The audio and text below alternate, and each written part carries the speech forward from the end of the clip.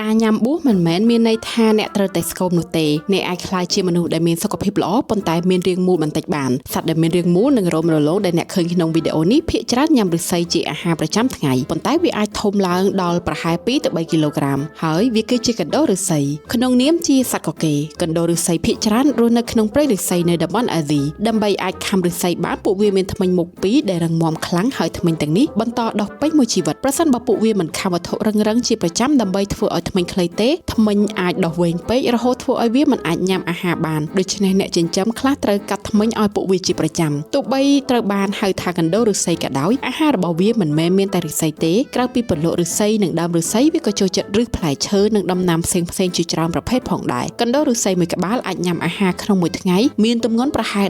15% នៃទម្ងន់ខ្លួនរបស់វាដូច្នេះពួកវាពិតជាអ្នកចូលចិត្តញ៉ាំអាហារមែនទែនដូច្នេះលើកក្រោយបើអ្នកឃើញដើមឫស្សីមួយដោះបែរចុះក្រោមចម្លែកនៅក្នុងព្រៃប្រហែលមានកណ្ដូរឫស្សីមួយក្បាលកំពុងធ្វើការនៅទីនោះហើយ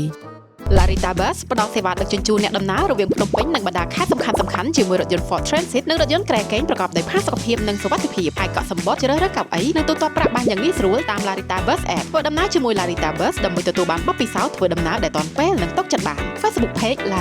Larita Bus